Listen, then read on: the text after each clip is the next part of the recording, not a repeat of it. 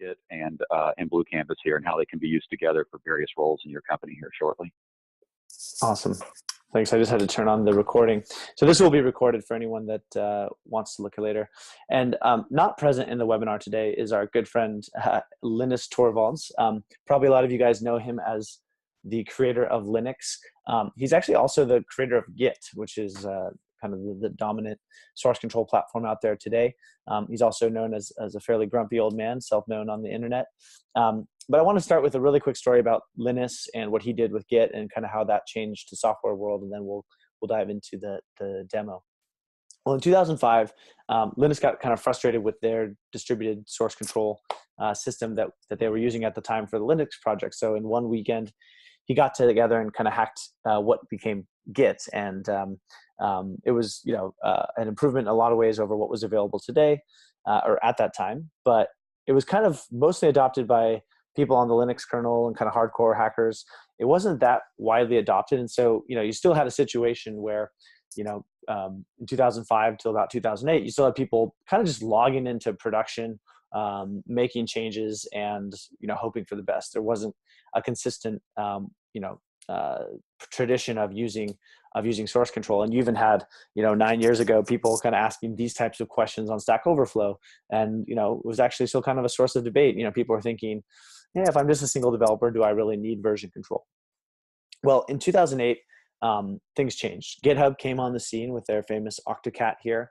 And in just about a year, there were 46,000 public repos that were hosted on GitHub. And a lot of this had to do with what GitHub did in terms of putting together a really solid user interface for Git. It was very command line heavy, kind of frustrating, kind of oriented around the concept of the pull request. GitHub just made source control kind of like an obvious thing that everyone started doing. And then, of course, pretty quickly after that, a lot of other people came along with Bitbucket, GitLab, Visual Studio, and now today, source control has become pretty prominent. We talk in the tech media a lot about so many different cool things going on with technology, whether it's kind of home automation and the Amazon Echo, or self-driving cars, or rockets coming back and landing themselves automatically. There's a lot going on in software, and it's really like kind of a revolution that people are seeing. And I think it's worth pausing here to note that like none of that would be possible if source control hadn't kind of taken off. Source control is something that is the backbone of allowing large teams of software developers to work together. And when it's done really well, it kind of stays out of the way. So it becomes like the water that a fish swims in, right? Like it just doesn't even notice that it's there. But we wouldn't have any of these things if at least I don't believe, if we hadn't been able to kind of take that next leap with source control. So that's kind of in the one track in the software industry. In Salesforce, actually 11 years ago, you had posts like this which Alex from CRM Science posted, like asking for a version control tool for Salesforce. He got nearly 1,000 votes. A lot of people are interested in this because it's been challenging. I think a lot of the things that have happened with other software platforms around this Git-based approach hasn't necessarily happened for Salesforce. You can use some of these tools, but it's hard with declarative changes and admins and stuff. So actually, Salesforce, fortunately, I think it was 2 years ago now, announced kind of their answer to all this, which is Salesforce DX. A lot of you guys have probably heard about Salesforce DX. We're really excited about it. It's kind of a paradigm shift for how development gets done with Salesforce, and it's a great tool. It can be fairly command line heavy, and it's a lot of like APIs and utilities. And so, where I think we want to talk about today is how, tools like Blue Canvas and Illuminated Cloud can help make the transition to Salesforce DX much easier. There's this concept of source-driven development that was introduced with DX, and we're going to talk through all of that. So, why is source control traditionally so hard for Salesforce? Well, I always like to start by saying that Git can be hard for all teams. This is one of my favorite XKCD comics about Git. I'll just quickly read it here. It says, "This is Git. It tracks collaborative work on projects through a beautiful distributed graph theory tree model." And then his colleague, she says, "Cool, how do we use it?" And he says, "No idea. Just memorize these shell commands and type them up to sync. If you get errors, save your work elsewhere, delete the project, and download a fresh copy." And I think, for a lot of us, like working with Git, sometimes that is kind of how it feels. It's a little bit of a black box. It kind of works for you, but you don't necessarily know. Well, Salesforce, there's an additional layer of complexity, right? First and foremost, you have multiple types of users. You've got admins, you've got, you know, developers, you've got, you know, perhaps product managers or marketing people who go in and make changes. Sometimes, you know, an admin has 10 different hats they're wearing, and Salesforce is only part of that. So their degree of commitment might be different, where they're maybe making a change once a month. And so asking them to learn a full source control flow with learning command line utilities and Git and all that could be a little bit hard. Whereas you also have other people who are coding every day and making changes constantly. And for them, they want like a very powerful Git-based tool. Of course, you've got declarative changes and you've got code changes, and both of those are equal citizens in the Salesforce world. And so both need to be versioned and kept under source control. And then of course, like, you know, some folks in the organization love the command line. And that is what, you know, you're seeing here with Salesforce DX, and that's going to be great. Other folks probably like the clicks not code philosophy, right? And so you want to make sure that you have that covered. And then of course, as all of us probably have seen now and again, the Salesforce APIs don't necessarily do us any favors to make this stuff easy. So the last few slides before we jump into the demo, this is kind of a traditional software development lifecycle slide for Salesforce. So you have, you know, these three developer orgs, which are typically some kind of dev sandbox. Then you've got maybe one or two staging or integration environments for user acceptance testing and making sure everything is going to compile well. And then you've got, you know, maybe a production environment. The challenge, I think, with source control in a lot of cases is people try to layer it on top like this. And you can see I've got some feature branches which roughly correspond to these developer sandboxes. I've got a branch called integration, which is supposedly tied to this org called integration, and same with staging. And master and production are tied together, right? But you can see there's actually no real link between these things. It's a manual process of remembering when I do something declaratively on dev 1 or dev 2, I need to push that into the feature branch. When I merge into the integration branch, I need to make sure that my code deploys the integration org, and vice versa. And pretty quickly, these things get divergent, right? Because sometimes people forget to push to source control. Another thing that often happens is people will push and merge into Git, which is pretty accepting, but Salesforce can be a little harder to deploy to. So you might merge a bunch of stuff into integration that will never deploy in Salesforce because of validation issues. So that's kind of a big problem that people have today. And so what we're going to show today with Blue Canvas and Illuminated Cloud is how you can actually bring your source control more tightly into the flow you already have today. So in this case, we've actually set up a very simple plan where each Git branch is tied with OAuth to the Salesforce environment. And so any changes that happen in the environment get automatically committed into that Git branch, and vice versa. So we're going to show you that in just a second. So enough slideware, let's go into the demo. So let me switch over to the Blue Canvas org. And Scott, can you tell me if you can see that there? Yep, looks good. Okay, cool. So this is a very, very simplified version. I know maybe your other teams have maybe 10 different stages, or you have a bunch of different orgs. This is simple. I've got kind of a fake prod environment over there. I've got a couple of UAT environments, and then I've got a developer edition org. As I mentioned, first step with Blue Canvas is you can create new branches. You add a sandbox, production, and developer environment to the branch.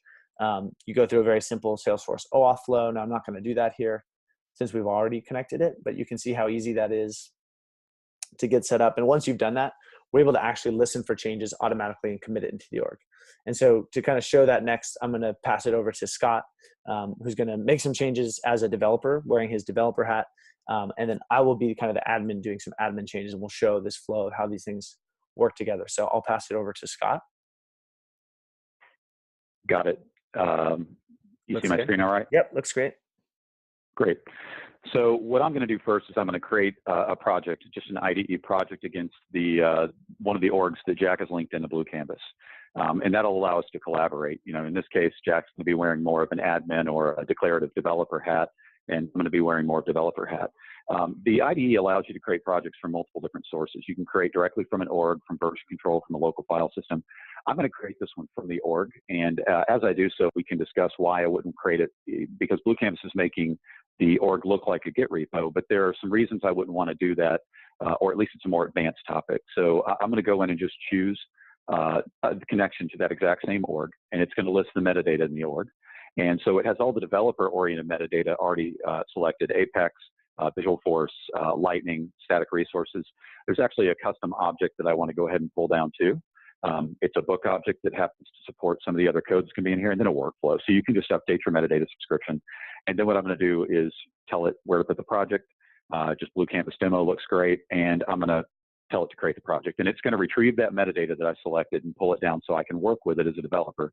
And then it's going to generate what's called the offline symbol table, which, if you're not familiar with Illuminated Cloud, is an org-specific SDK, software development kit, that has all your S objects and all the system and custom classes and things like that for code completion purposes and such. And then at this point, I'll go ahead and just skip that. And at this point, we're ready to start developing. And so what I can do is, for example, go into one of my classes. And so we'll go into book util. So again, I'm a developer. One thing I will point out is, once you start working in the world of version control, it's very important. One of the benefits you get from that is you get a very clear audit trail, or you can get one. You have to contribute your own information into it, things like good commit comments, things like that. What you want out of that, though, is a good signal to noise ratio. When you go look at diffs from one version to another across commits, things like that, and an enemy of getting a good signal to noise ratio is having no standardized code format across your code. If your braces are on the end of the line versus beginning a line on the next line, things like that. Some tools can handle that. Some diff tools, a lot can't. Most can handle white space changes. So I do recommend that as a team, you decide on the standard. It can be whatever you want it to be. Those can tend to be religious. I'm going to reformat this to use my standard. And so you can see that I just ran Illuminated Cloud's reformatter, and I should be able to now, over time, as I check this in, as I send it over to Blue Canvas, as I make revisions to it, I should be able to clearly see logic changes, behavioral changes, instead of noisy white space changes and things like that. And there are a few things I like to do with code. I'm going to take ownership of this code now. So I'm going to use some of the features of the IDE. One thing I like is to use descriptive variable names. So I'm going to use a rename refactoring. It's an intelligent rename refactoring. It would find references everywhere. In this case, there's only one. It's going to suggest a name. I'm going to call this book. It'd be a little bit more friendly. I also don't like hard-coded constants. And so I'm going to extract this into a constant, and we'll just call this discount ratio. And then additionally, while the logic right now, this method loops across all provided books, and it applies a discount to each book. And that logic's very simple right now, but it could get complex over time. And in the spirit of separation concerns and area of single responsibility, I'm going to extract this into a method as well. These are some of the new refactorings that are available in Illuminated Cloud. Extract it into a method, and it examines the code that you've selected and determines what the inputs need to be, what the return data type needs to be, whether it needs to be or can be static, things like that. So in this case, it knows it needs to pass the book in. It needs to be static. It's called from a static method. So I'm just going to say apply discount. That's going to be the name of this. And it's going to be a single book version. And it created the method for me, and it substituted where the original logic was for an invocation of that method. And the last thing I'm going to do is, this is part of our public interface. I'm going to actually add some documentation to it so other people, but also I, know what I did here, what my intention was. So I'm going to say it applies a discount to all provided books. And I'm going to say the books to be discounted. And now I actually have some living documentation inside of this. And I can generate, offline HTML documentation if I want, using Apex Doc. And it's not just for your custom code. In this case, Jack modeled the book object, the book table, basically, in the fields and such. And it will also pick up the declarative, like description fields on those, and make those available to you. So highly recommended that as you're modeling objects and fields and things like that, you provide good information for them as well, because it becomes available during development. So you can see down here, it's also available for this field. And there's a typo in there, the prize of the book in USD. Jack, I'll go ahead and fix that here if that's okay with you. Sounds good. Let me skip down. Okay. And so I'll just go ahead and change that. I'll navigate over to the .object file and change that. And so we have a couple of change files now. So what I want to do is push them back, because in the end, what we want to see is how is Blue Canvas making all this information available in terms of ongoing changes to me as a developer, to Jack as an admin or declarative developer, and then all the way down the pipeline, so we can see what changes have been moved down our deployment pipeline. So I'm just going to use Illuminated Cloud's built-in deployer, and I'm going to deploy this into the org. And so I'm going to deploy just the change files. And so now we have some conflicts. So it's actually showing that Jack made a change to a few of these things as well. So why don't we go ahead? I don't want to blow those away. The last thing I ever want to do is have somebody lose work. So we'll retrieve these so that we can take a look and reconcile any changes. And so it looks like, let's see, Jack, did you actually make a change to that object? I did, yeah. I changed the custom book object, added the ISBN field. Okay, you did. Yeah. Let me take a look here and make sure I don't want to lose that. And there it is. So here's the change that I just made. Instead of price, I want to retain that. I also want to get Jack's new field. So I'll go ahead and copy that over and merge it in to make sure that as we're both collaborating in a single org, we don't ruin each other's work and have to backtrack. And it looks like there may have been another change. In fact, those are the ones I want to retain. Those are the changes I made. So that's good. So let's go ahead and redeploy. And at this point, it should allow everything to go through. And it did. And so all those changes have been saved. And now let's verify. And I made some changes here through refactoring. Let's run some tests to make sure everything's good, because I don't want that to happen. I don't want to find out very late as we're trying to push this into production order or something like that. So I'm going to go into the test class for that, and I'm going to say I want to run it. And so we'll go run tests, and everything passed just fine. And so we're good to go here. That means it's pretty much ready to go out to the server.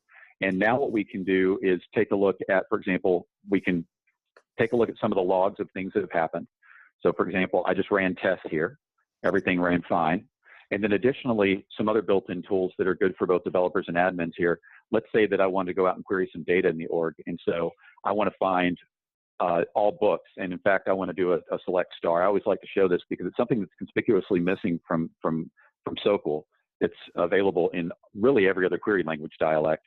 And so Illuminated Cloud actually includes a select star. So all I did is type cell star and hit tab and selected an object. And it actually doesn't give me every scalar field of that. And I just tell it to run the query. And now actually I can go and query all these books that are all Apex programming books. And if I wanted to go manipulate those things kind of ad hoc, I could go into the anonymous Apex tool window as well. And again, I could just go out and do something like select all of those books. And if I wanted to, I can now do something with those books very easily. So these are some of the things that I can do in terms of managing code, evolving code, pushing it up to the server. Why don't we pass back to Jack so he can show you the effect of some of those changes that I made. Cool. Thanks, Scott. Sure. And just to let you guys know, that's just a fraction of what I think Illuminated Cloud can do. So definitely do get in touch and check that out, because there's a lot more features. Scott spent a lot of time making this an amazing tool. Just want to also note is there's a Q&A tab somewhere in your system. So if you guys have any questions, just start posting them in there, and we'll make time for them at the very end. Okay, so Scott has pushed his changes. I'm going to walk through the Blue Canvas UI for just a quick second now. So you can see I'm going to log into the that org, and I can see kind of the different types that are available in that org. So you can see the different things that are here. These are all different classes that are there. I've got like a simple hello world test. We've got the test class that Scott created here. You have the full history of the test here. So all the changes that have gone on. So I can actually click and see like a day ago, what he's done. And Salesforce gives us the username. So we're actually able to grab the correct username and commit that into the Git repo for you. So that's kind of nice on the admin side. So next thing you want to do is we'll say, like, let's say we want to do a quick deployment between the NYC branch and the Dev Hub, for example, right? So we're going to go over to this compare view here, and we're going to select a target. In this case, I'm going to call it staging, and the source branch in this case is going to be our NYC branch, and we're going to click on compare, and we're going to see a bunch of differences. So you can see Blue Canvas automatically generates the difference between those. Now I don't think we have picked up Scott's change just yet, so we might need to wait just another minute here. So let's give it a second. But while we're doing that, okay, let's see if that came in now. Not quite yet. So we'll give it another minute, but that should show up in a second. And Blue Canvas is pulling about every minute or two. and that's something that we're able to grab. While we're waiting for that, I'll show you an example of a deployment. So what it looks like on Blue Canvas's side, you can actually see all of these open requests and what's been deployed. So you actually have a much better way of tracking the differences between the two. So to show how we create those deployments, I'm going to select my target branch. In this case is staging, and the source in this case is going to be NYC. We're going to do the compare, and we can see all the differences. I'll wait for Scott's, and we can let that come in a second, but just to show you guys the deployment request. So I've seen all the diffs. I can now give this a nice title. So webinar deployment. You can give a description like new description. And we're actually generating and showing you all the diffs there. So you don't have to manually keep track of changes and things like that. In this case, I'm going to just say we want to deploy, just the stuff that we worked on the book class. So the actual object, the layout, some of the classes associated with that. And I can deselect things that aren't ready to go. So for example, this Hello World class may not be ready to go. I can go ahead and create the deployment request. And this is where Blue Canvas does a couple of things. So the first thing we're going to do is we're going to look for changes that are going to cause merge conflict. So a lot like what Scott already showed you guys in terms of merge conflict detection. You don't want to blow away work. If there is ever a situation where there's a change that hasn't been fully and correctly incorporated into Git, we're able to show you that. So instead of just wiping it out and code clobbering, we're able to protect you from that. The second thing we do is we do a a Salesforce validation. And the Salesforce validation is what lets you, be confident that when you merge the code in Git, it's actually going to deploy cleanly into Salesforce. And so we talked a little bit about that in the slideware, but marrying those two things, marrying your Git branch to the org is much better for creating a source of truth, which is kind of the source-driven development model that Salesforce DX is doing by having those things together. So this will just run for another second. And, once that's done, you can kind of see this is what it tends to look like when you have it. So you can see that it's deployed and validated correctly. So if it was going to generate any errors, we'd have a nice error log here that would be shown. I can see whatever files are included. So this is an open request, which was the Hello World class from before. So it's nice for doing a code review. You can actually see, okay, what's involved here. I can go into my discussion tab here, and you can add any kind of comments that you want to add and include those there. And again, that gives you just like a better sense of kind of collaboration and getting people to work together. And then when it's done, you can go ahead and do the quick deploy. For kind of keeping track of work as it goes on, you also have the ability to go and see what's been deployed. So these are past deployments. So this is one we did to prod, looks like a little while ago. I can see the files that are included in it. And that's great for, if you ever need to roll back or audit or debug something, having that there is quite useful. Let's see, let's check in on our deployments. So our webinar deployment looks like it's passed. The files are shown here as we'd expect. And then if I click on Click Deploy, it'll go ahead and merge that code in. We also have this nice activity stream of changes going on. So you can see that it did actually pick up Scott's change. So if I click on View Diff, I can see that. He's reformatted it. Everything is done. So again, that was done kind of automatically. So Scott didn't have to necessarily go to the command line or anything like that. Blue Canvas was just able to pick that up automatically. Okay, so we're kind of coming up to time here. So that was the main things we wanted to show you guys in the demo. Obviously, if you have any questions, you can reach out to either of us on our own. I know that there's always a question that's on people's minds that I'll ask you, Scott. What do you do with Salesforce DX? Does Illuminated Cloud have any kind of DX type integration? It does, yeah. As a matter of fact, it's been there since Salesforce DX was in an early access phase. Both Illuminated Cloud 1 and Illuminated Cloud 2 have full support for Salesforce DX, and I'll continue to add features to it. But effectively what happens is it treats scratch orgs as connections, just like any other configured connection. And it swaps out the actions for moving metadata back and forth between the local file system and the org from being deploy and retrieve, kind of the very fine grain, to being those coarse grain push and pull operations, and all it's doing is driving the CLI. All of the other features of the IDE work against scratch orgs. So unit test execution, code coverage, running those ad hoc queries in anonymous Apex, the offline debugger, all those work. It has a built-in scratch org creator, so it brings up the dialog that allows you to set org shape, your expiration, duration, things like that. It can load those from a file. Yeah, so it fully supports it, and you can single tool. You can have two different projects open: one that is traditional Salesforce org, and then the other that's a scratch org, and work with them both at the same time. Cool. Thanks. And yeah, Blue Canvas also has some DX integration, so we can spin up scratch orgs here through the UI and give it a name, and it just kind of does the same flow that with a sandbox, where it ties the sandbox to the scratch org, and we do a conversion. So there's a different directory format between the two, so we can actually deploy from sandboxes to scratch orgs and vice versa, just like I showed you. And we also do the automatic polling, so any changes that might happen in your in your scratch org get picked up and put into a branch that we associate there. So that's kind of how we handle the DX things ourselves. Another quick question: how easy is it to roll back a change? Take that. So Blue Canvas, like as you can see, creates this like nice audit trail.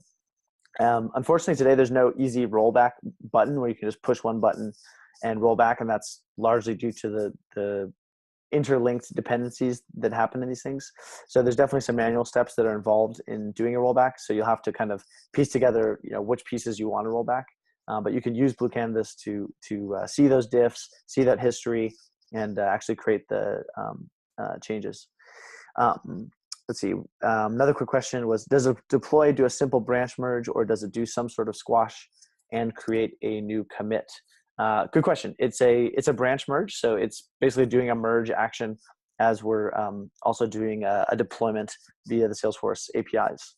So that's what's going on, and we allow you to grab different files and include those, like I showed you in that compare view.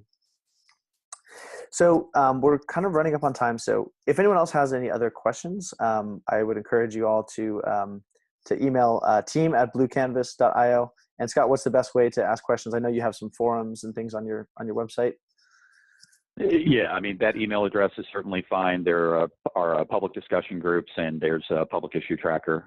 I can be reached in a variety of ways. Twitter, however you want to reach me. I'm generally okay with it. Okay, cool. Well, thanks everyone. We really appreciate your time, and we'll be emailing out the video for this sometime probably next week once this gets processed. So if you want to share it with folks on your team or take another look at it, we'll make that available for you guys very soon. Thanks very much, and appreciate your time.